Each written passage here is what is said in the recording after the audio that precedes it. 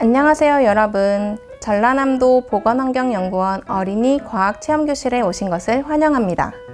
우리 연구원에서는 매년 친구들을 초대해 다양한 과학체험교실을 진행해 왔는데요. 코로나 때문에 직접 체험하는 데 어려움이 있어 올해는 이렇게 영상으로 만나게 되었습니다. 오늘은 물벼룩을 이용한 독성 실험을 해볼 거예요. 여러분 혹시 물벼룩에 대해 들어보셨나요? 물벼룩은 몸 길이 2mm 정도의 매우 작은 생물로 민물에 사는 갑각류입니다. 우리가 다양한 오염물질에 의한 강해 오염을 일일이 파악하는 데 어려움이 있어요. 때문에 오염물질 관리를 위해 독성에 민감한 생물인 물벼룩을 이용하고 있어요. 그럼 왜 물벼룩으로 독성 검사를 하는 것일까요? 물벼룩은 조류의 포식자이면서 어류의 피식자예요. 독성에 민감하기 때문에 다양한 독성 자료를 가지고 있어요. 그래서 독성 시험에 아주 적합하답니다.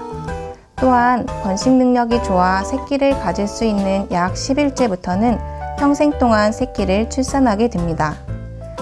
마지막으로 실험실에서 키우기 쉽기 때문에 물벼룩을 이용하여 검사를 하는 것입니다. 이러한 검사를 생태 독성이라고 해요. 우리 연구원에서는 이 물벼룩을 이용하여 생태 독성 검사를 하고 있습니다. 자, 그럼 물벼룩을 만나볼까요? 여기 물벼룩을 현미경으로 확대한 모습입니다. 여기 보이는 동그랗고 까맣게 보이는 것이 눈 옆에 보이는 것이 심장, 그리고 긴 관은 소화관인데요. 지금 먹이를 먹어 초록색으로 보이네요. 물벼룩의 주 먹이는 녹조류인 클로렐라이기 때문에 녹색을 띠게 됩니다. 물벼룩의 생식소는 장 옆부분에 있어요. 그래서 등의 빈 공간에 알을 낳습니다. 가슴 아래에 다리가 움직이는 것도 보이죠? 물벼룩은 약 8주 정도밖에 살지 못해요. 자, 물벼룩에 대해 자세히 알아봤는데요. 이제 물벼룩을 이용하여 실험을 한 가지 해볼 겁니다. 여러분이 화장실에서 사용하는 샴푸나 주방에서 사용하는 세제가 하천으로 흘러들어가면 어떻게 될까요? 깨끗한 물과 세제가 들어있는 물로 구분해서 실험을 해볼 거예요. 잠깐! 실험에 앞서 물벼룩에 희생이 따르는 실험이므로 진지한 과학자의 마음으로 실험에 임해주길 부탁드립니다. 그럼 물벼룩을 이용한 독성 실험을 같이 해볼게요.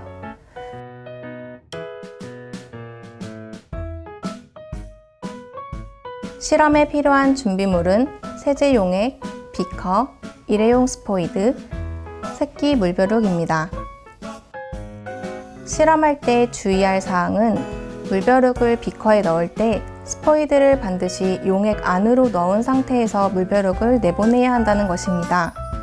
왜냐하면 물벼룩은 매우 작은 생물이기 때문에 기포가 몸에 달라붙게 되면 수면 위로 둥둥 떠올라 제대로 된 실험을 할 수가 없기 때문이에요.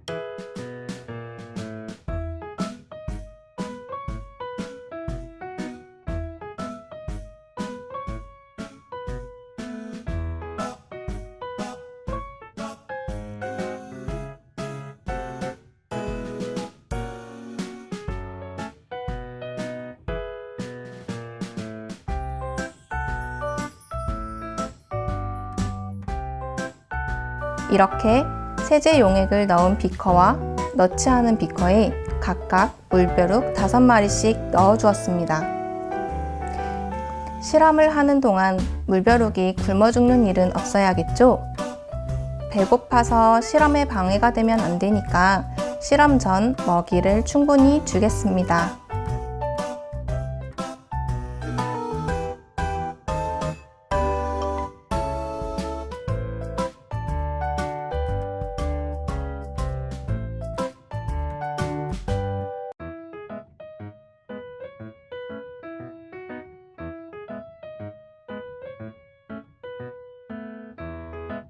(24시간) 후 관찰한 물벼룩의 모습입니다.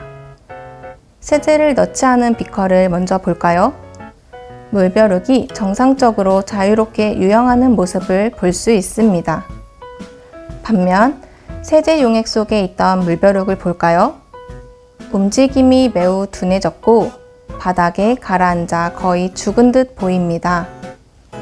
이렇게 물벼룩의 유형 저해와 치사 개체수를 세어 통계 프로그램을 통해 생태 독성 값을 계산하게 됩니다.